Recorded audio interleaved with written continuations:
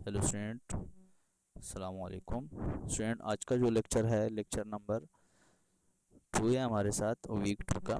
और डिपार्टमेंट है civil technology और 8 सेमेस्टर का है। सब्जेक्ट का जो टाइटल है वो डिज़ाइन ऑफ हाइड्रोलिक स्ट्रक्चर्स है। CE 413 इसका कोड है। ठीक है, तो पहला स्लाइड इसका जो है वो वियर से रिलेटेड है। ठीक है, वियर के बारे में आज हम डिस्कस करेंगे कि वियर क्या होता है। ठीक है, व्हाट इज़ वियर। तो a weir is a concrete or masonry structure which is constructed across the open channel such as a river to change its water flow characteristic। Wear हम क्या करते हैं, कंक्रीट या मेसनरी, ठीक है, into की चुनाई से बनाते हैं। ठीक है, किसके क्रॉस, ये हम बनाते हैं ओपन चैनल जो हमारे साथ होता है, रिवर होता है, दरिया। तो उसके अक्रॉस अगर हम एक वर्टिकल दीवार बना दे, चाहे वो कंक्रीट का हो या मेसनरी का हो, किस पर्पज़ के लिए, to change its water flow characteristic, water flow की यानी वाटर की करेक्टरिस्टिक को चेंज करनी है। बाज़ औक़ात हमने पानी को स्टोर करना होता है, या बाज़ औक़ात डाइवर्ट करना होता है, या बाज़ औक़ात पार्शियली स्टोर पार्शियली क्या करना है, ओवरफ्लो करना होता है। तो उस पर्पज़ के लिए हम वेयर बनाते हैं, और इसके ज़रिए हम क्या कर सकते हैं, रेट ऑफ वाटर फ्लो भी जो है ना फाइंड आउट कर सकते हैं, और फ्लडिंग की प्रिवेंशन भी हम कर सकते हैं। तो आगे देखते हैं। Weirs are constructed as an obstruction to flow of water.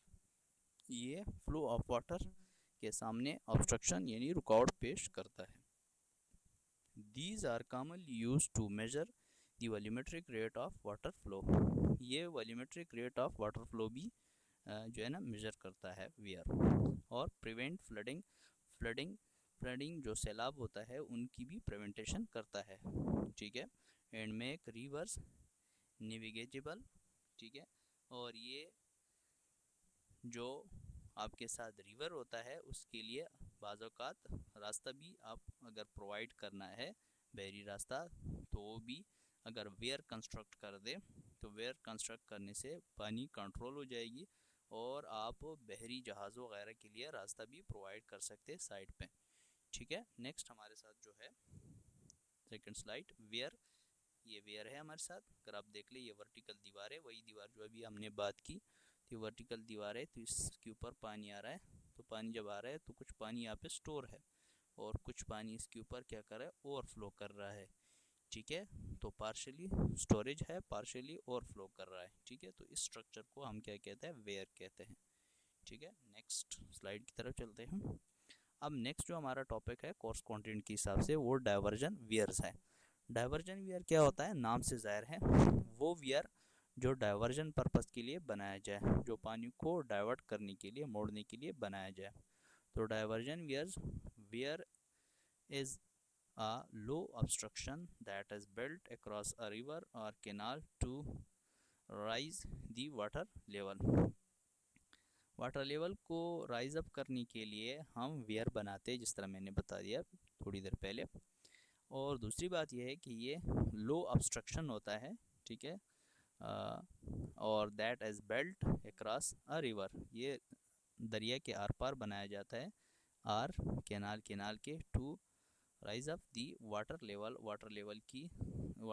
को राइज अप करने के लिए, यानी वाटर की जो मकदार है, पानी की जो हाइट है, उसको मज़ीद ऊंचा करने के लिए हम ये इसको कंस्ट्रक्ट करते हैं।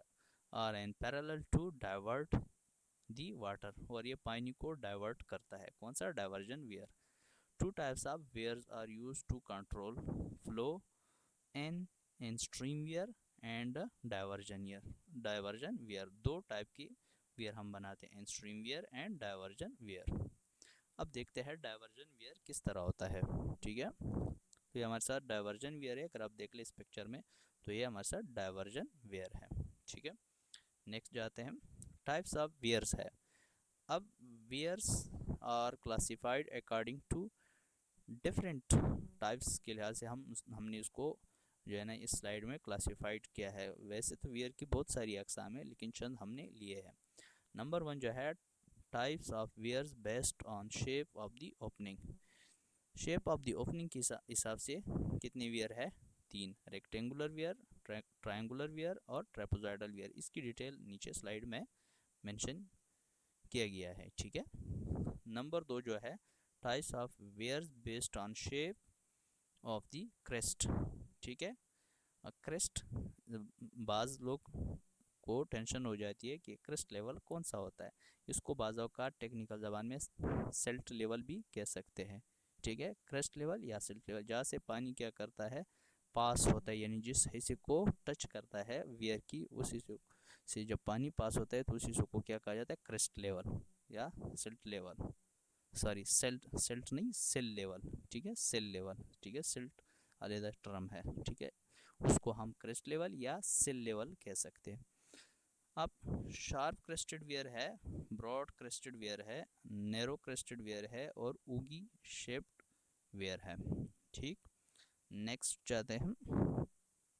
अब वियर टाइप्स जो है, types of weir based on effect of the sides on the emerging nappe, पानी को उबरने के लिए, ठीक है, तो उसकी वेयर की, उसके लिए जो हम वेयर बनाते हैं तो उनकी कौन सी टाइप्स है, तो उसकी टाइप्स ये है, ठीक है। अगर आप देख लें, weir with end contraction contracted weir, और weir without end contraction suppressed weir, ठीक है। तो ये वेयर आगे डिटेल से हम पढ़ेंगे, ये जस्ट लाइक इसकी नेम है।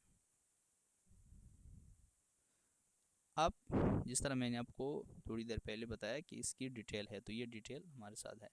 Classification based on shape of opening के लिहाज से रेक्टेंगुलर वियर पहले था, तो रेक्टेंगुलर वियर कौन सा होता है, it is standard shape of weir, ये स्टैंडर्ड शेप का वेयर होता है। The top edge of weir में बी शार्प क्रेस्टेड और नैरो क्रेस्टेड, इसका जो टॉप एज होता है इस वेयर का, वो बाज़ औक़ात क्या होता है, शार्प क्रेस्टेड हो सकता है या नैरो क्रेस्टेड हो सकता है, यानी तेज़ क्रेस्टेड भी हो सकता है और तंग हो सकता है। शार्प क्रेस्टेड मीन तेज़ और नैरो मीन तंग, ठीक है। It is generally suitable for large flowing channel, ये सुटेबल होता है कौन सी के लिए, लार्ज फ्लोइंग, जो बहुत ज़्यादा फ्लो ऑफ वाटर अगर आपको चाहिए तो उस पर्पज़ के लिए आप रेक्टेंगुलर वियर कंस्ट्रक्ट कर सकते हैं। नेक्स्ट हमारे साथ जो है वो है इसकी शेप, ठीक है। तो ये इसकी शेप है कौन सी की, अभी जो हमने रीड कर दिया, अगर आप देख ले, ये रेक्टेंगुलर वियर है और इसकी शेप ये है, ये रेक्टेंगल, ठीक है। तो ये हमारे साथ ये स्ट्रक्चर है और ये जो दीवार है ये वियर है, तो इससे ये वाटर फ्लो इस तरह आ रहा है, तो ये शेप अगर देख ले तो ये रेक्टेंगल है, जहाँ से पानी पास हो रहा है तो ये रेक्टेंगल है। और इसकी व्यू अगर देख ले, ये तो इसको हम टॉप से देख रहे हैं, अगर हम इसको इस साइड से देख ले, यानी इसका व्यू देख ले, इन व्यू जहाँ से पानी पास होता है, तो वो इस तरह नज़र आएगा, ये इसकी हाइट है और ये इसकी ब्रेथ है, सही है। ये जो एच ज़ाहिर क्या है, ये हाइट ऑफ वाटर है, और ये एल जो ज़ाहिर क्या है, ये लेंथ ऑफ वाटर है, ठीक है। हाँ, नेक्स्ट आगे जाते हैं। दूसरा हमारे साथ जो है सबसे इम्पोर्टेंट, वो ट्रायंगुलर वियर था, ठीक है। तो ट्रायंगुलर वियर क्या है, triangular wear the shape of the wear is actually reverse triangle like, इसका जो शेप होता है, रिवर्स का मतलब क्या है, रिवर्स का मतलब ये है कि जो ट्रायंगल होता है वो नॉर्मली इस तरह होता है, ठीक है, लेकिन ये रिवर्स होगा, वी जैसा होगा, ठीक है। तो लाइक वी जैसा होता है इस वेयर की शक्ल, so it is also called V notch weir, इसको हम वी नोच वेयर भी कह सकते हैं। This type of weirs are well suitable for measuring discharge, इस टाइप का जो वेयर होता है वो डिस्चार्ज को नापने के लिए हम बनाते हैं, ज़्यादातर इस्तेमाल किया जाता है।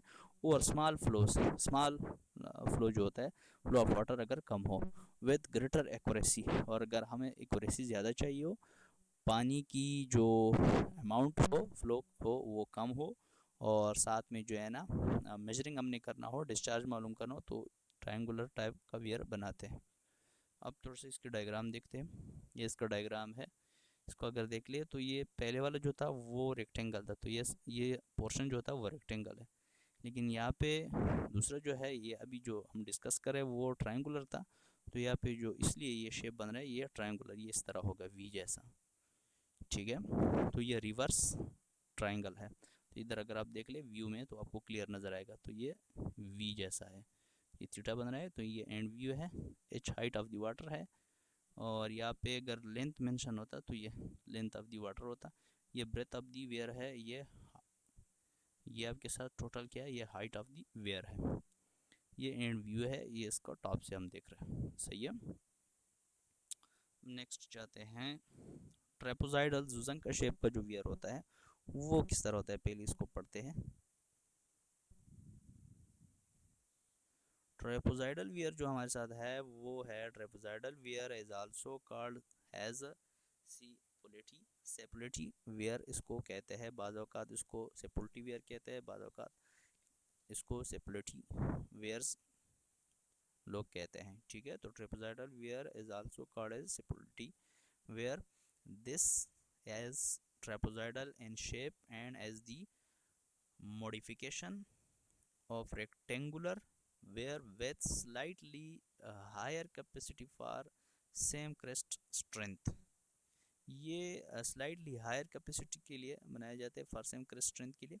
ठीक है, और साथ में जो है ना ये मिलता जुलता है किससे, रेक्टेंगुलर, क्योंकि जो हमारे साथ ट्रेपोजाइडल शेप होता है वो कम्बिनेशन होता है टू शेप का, यानी रेक्टेंगल होता है और साथ में क्या होता है, क्योंकि अगर हम देख ले ऐसी शेप होता है।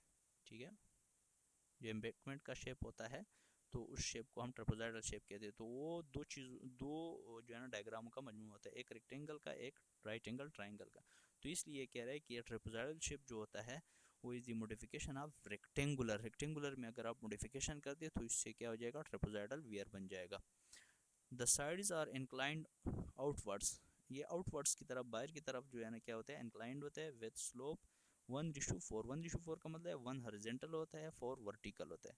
ठीक है, इसको हम HV से ज़ाहिर करते हैं शॉर्टकट, या N/, इस तरह ज़ाहिर करते हैं, N/4 या N/ जो भी हो, तो इस तरह ज़ाहिर करते हैं स्लोप को। ठीक है, अब इसका डायग्राम देखते हैं।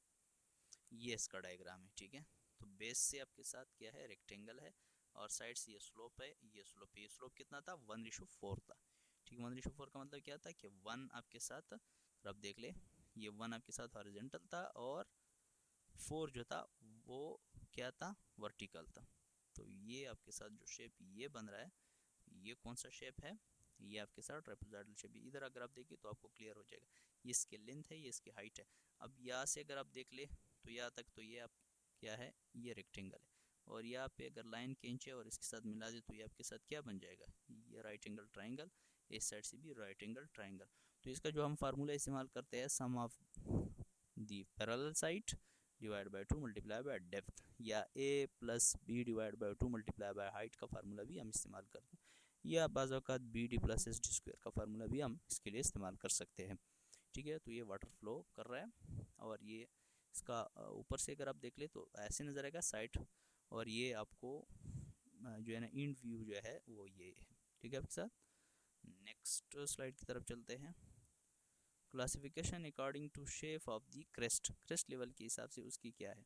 क्रेस्ट लेवल जिस तरह मैंने आपको पहले भी मैं बता चुका हूँ, क्रेस्ट लेवल का मतलब ये है कि जहाँ से पानी टच होता है और पास होता है। ठीक है, तो शार्प क्रेस्टेड एज, जिसका शार्प क्रेस्टेड वेयर, जिसका जो क्रेस्ट हो, यानी जहाँ से पानी पास हो रहा हो, वो अगर शार्प हो, तेज़ हो, नुकीला हो, तो उसको हम क्या कहते हैं, शार्प क्रेस्टेड वेयर। डायग्राम में आप देखेंगे, पहले तीव्री पढ़ते हैं।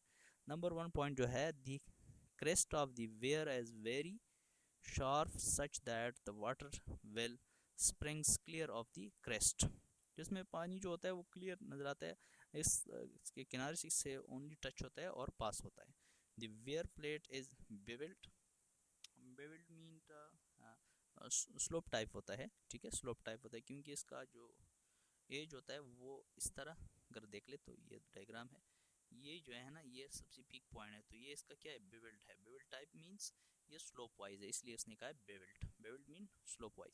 ठीक है, तो bevelled at the crest edge to obtain necessary thickness. ठीक है, and weir plate should be made of smooth metal which is free from rust and nick. निशान ये कह रहा है कि इसमें जो प्लेट हम इस्तेमाल करते हैं, ठीक है, मेटल प्लेट, तो वो रस्ट जंग से और साथ में निक निशान वगैरह से ये महफूज होता है। ठीक है, हाई क्वालिटी की मेटल इस्तेमाल किया जाता है। Flow over sharp crested weir is similar as rectangular weir, जो शार्प क्रेस्टेड वेयर होता है उसमें जो फ्लो होता है वो रेक्टेंगुलर वेयर जैसा ही होता है, सिमिलर होता है। ठीक है, इसका डायग्राम देखते हैं, थोड़ा सा क्लियर हो जाएगा। ये आपके साथ जनाब शार्प क्रेस्टेड वेयर है, क्योंकि शार्प इसलिए इसको कहा है क्योंकि ये पीक पॉइंट है, ये एंड पॉइंट है, ये बिल्ड है, ये टॉप पॉइंट है इसका। ठीक है, यहाँ से पानी जब इसके साथ टच होता है तो ऐसे ही पास होता है। तो ये शार्प क्रेस्ट, ये हाइट है वाटर की, सही है, ये ब्रेथ ऑफ दी जो है ना वेयर है, और ये ग्राउंड लेवल को उसने मेंशन किया है, ठीक है। नेक्स्ट आगे जाते हैं। नेक्स्ट हमारे साथ जो है ब्रॉड क्रेस्टेड वेयर, ब्रॉड जिसका जो क्रेस्टेड हो वो ब्रॉड हो यानी बड़ा हो, तो उस टाइप के वेयर को हम ब्रॉड क्रेस्टेड वेयर कहते हैं। These are constructed only in rectangular shape and are suitable for the large flows. इस टाइप की जो वेयर होता है तो वो हम कंस्ट्रक्ट करते हैं ओनली रेक्टेंगुलर शेप, ठीक है, रेक्टेंगुलर शेप में, एंड आर सुटेबल, और सुटेबल होता है, मुनासिब होता है, for the large flow, large यानी बड़े सप्लाई के लिए, ज़्यादा सप्लाई के लिए अगर आपने वेयर को कंस्ट्रक्ट करना हो तो उसके लिए ब्रॉड क्रेस्टेड वेयर कंस्ट्रक्ट किया जाता है, और ये रेक्टेंगुलर शेप का होता है। और head loss will be small in case of broad crested weir, broad crested weir में जो हेड लॉसेज होते हैं वो कम होते हैं, ठीक है। हाँ, नेक्स्ट हमारे साथ जो है, हाँ, ये ब्रॉड क्रेस्टेड वेयर की क्या है जो है ना डायग्राम है, जिस तरह अभी इधर स्लाइड में बता दिया उसने कि इसका जो शेप है वो रेक्टेंगुलर होता है, तो ये रेक्टेंगुलर है नॉर्मल। तो ये हाइट ऑफ वाटर है, इससे पानी क्या हो रहा है, फ्लो हो रहा है, तो इसके साथ टच हो रहा है और नीचे ड्रॉप हो रहा है, ठीक है, तो इसका ये डायग्राम है। नेक्स्ट हम जाते हैं narrow crested weir, narrow mean तंग, ठीक है, नैरो क्रेस्टेड वेयर, इसका जो क्रेस्ट लेवल होता है वो तंग होता है। तो it is similar to rectangular, ये सिमिलर रेक्टेंगुलर होता है, यानी रेक्टेंगुलर जैसे ही होता है। Weir with narrow shaped crest at the top, इसका जो टॉप होता है वो नैरो होता है, तंग होता है, और ये रेक्टेंगुलर जैसा ही होता है। द डिस्चार्ज ओवर नैरो, इसमें जो डिस्चार्ज होता है वो कम होता है। Crested weir is similar to discharge over rectangular weir, यानी रेक्टेंगुलर वेयर और नैरो क्रेस्टेड वेयर में जो डिस्चार्ज होते हैं तकरीबन एक जैसा ही होता है, इसी तरह एक जैसा ही होता है, ठीक है, तकरीबन बराबर होता है अप्रॉक्सीमेटली। ये इसका है नैरो क्रेस्टेड वेयर का, ठीक है, ग्राफ देख ले, जो है नैरो क्रेस्टेड वेयर का डायग्राम है, सही है। अब आते हैं ओगी शेप्ड वेयर, जो सबसे इम्पोर्टेंट है।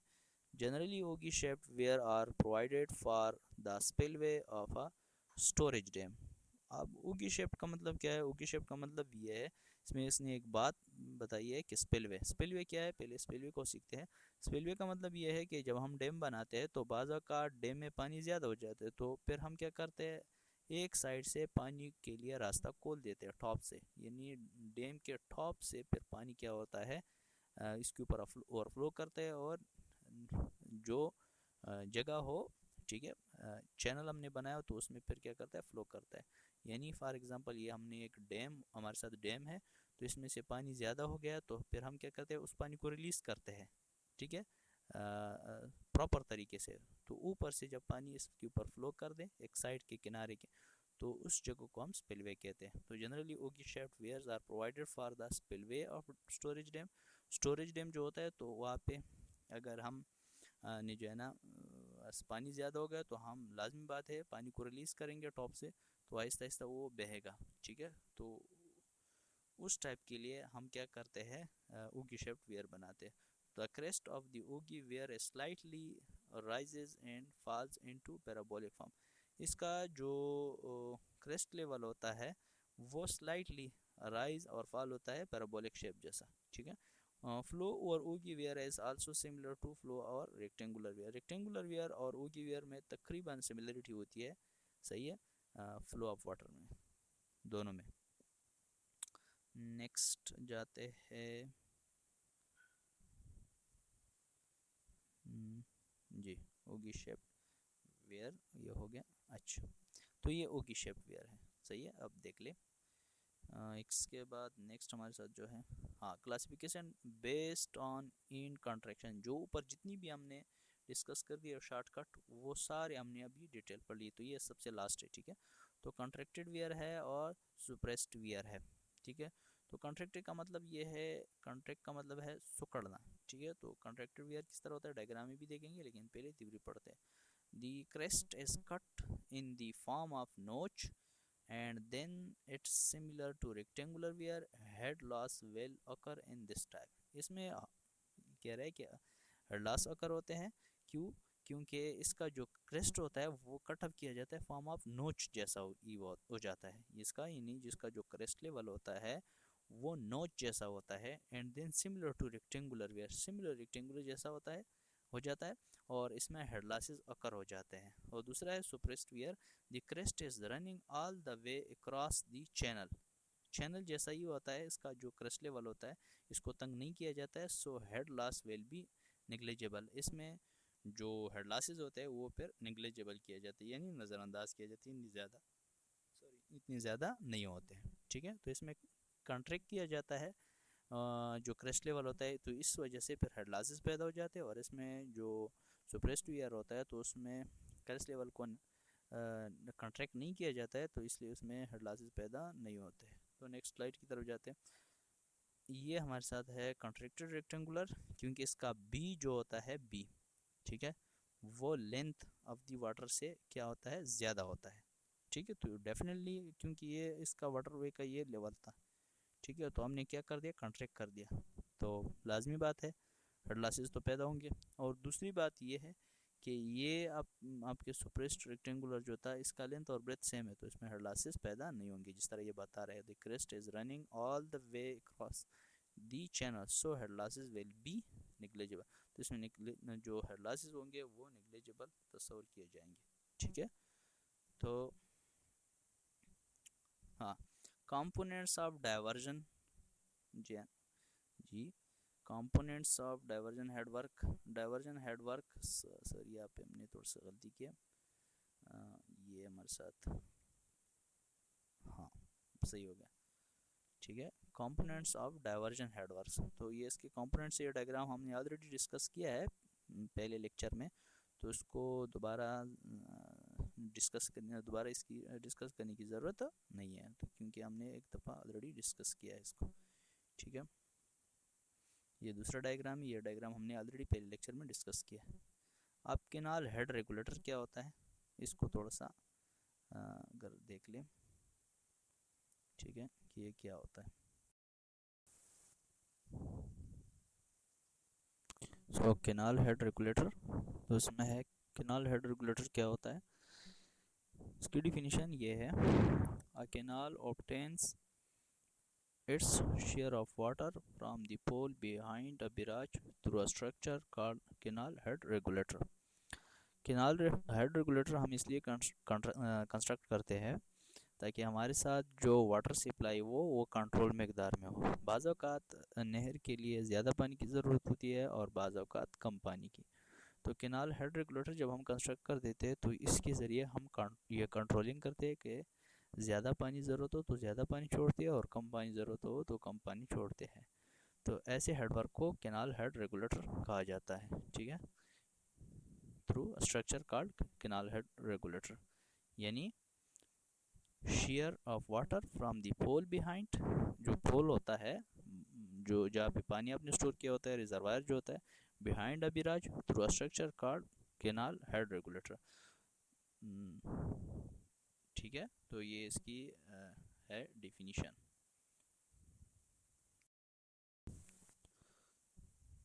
तो ये इसकी डिफिनीशन हो गई। अब आगे क्या है, though this is also a regulation structure for controlling the amount of water passing into the canal with the help of adjustable gate, it shall be discuss under diversion works. ठीक है, तो ये क्या कह रहा है, ये कह रहा है though this is also a regulation structure, ये रेगुलेशन स्ट्रक्चर होता है for controlling the amount of water, ये अमाउंट ऑफ वाटर को कंट्रोल करता है पासिंग इनटू द कैनाल, जो कैनाल में पास आउट किया जाता है, with the help of adjustable gate, जो गेट होते हैं, एडजस्टेबल गेट होते हैं, जहाँ जो जिस तरह मैंने आपको बता दिया कि हम गेट बनाते हैं ताकि ज़्यादा पानी की ज़रूरत तो ज़्यादा पानी छोड़ते हैं, तो कम पानी की ज़रूरत तो कम पानी छोड़ते हैं। ठीक है, तो इसको क्या कहा जाता है, एडजस्टेबल गेट कहा जाता है। अब इसकी फंक्शन क्या है, the function of canal head regulators are, नीचे इसकी फंक्शन दिए गए हैं, to admit water into the off taking canal. Off taking canal कौन सा कैनाल होता है, जो दूर हो, फॉर एग्जांपल एक रिजर्वायर है, ठीक है, जिस तरह ये डायग्राम में अगर थोड़ा सा मैं आपको एक्सप्लेन कर दूं, ये हमारे साथ रिजर्वायर है और ये आपका क्या है, ऑफ टेकिंग कैनाल है। ठीक है, और ये हेड रेगुलेटर है। तो इसका फंक्शन क्या हो गया, इसका फंक्शन ये हो गया कि यहाँ से जो पानी आ रहा था, अब इस नहर में तो पानी नहीं है, लेकिन अगर इस गेट को आप खोलेंगे हेड रेगुलेटर गेट को खोलेंगे तो इससे पानी क्या हो जाएगा, इसमें फ्लो होना स्टार्ट हो जाएगा। तो ये आपके साथ ऑफ टेकिंग कैनाल हो गया, ये हेड रेगुलेटर हो गए, ठीक है। अब आगे क्या कह रहा है, to admit water into the off taking canal.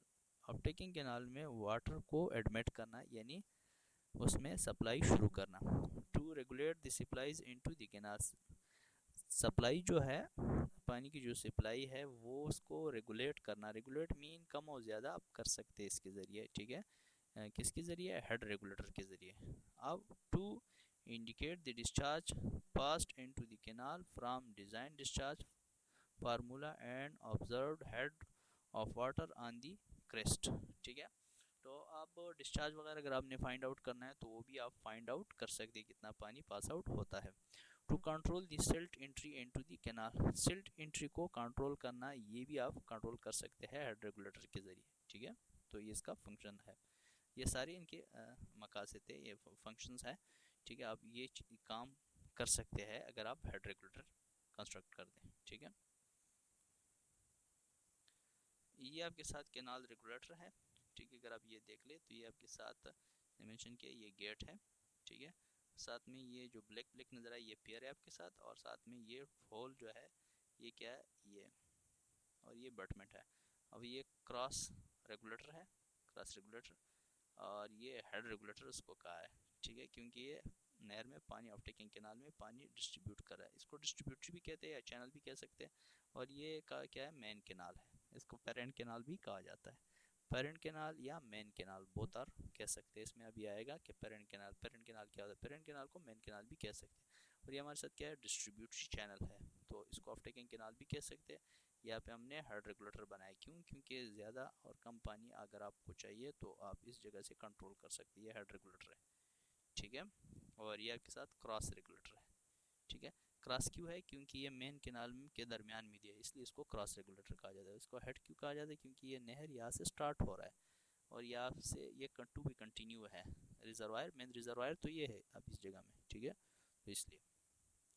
Next ये हेड रेगुलेटर अगर आप क्लियर आपने देखना है तो ये आपके साथ सही है।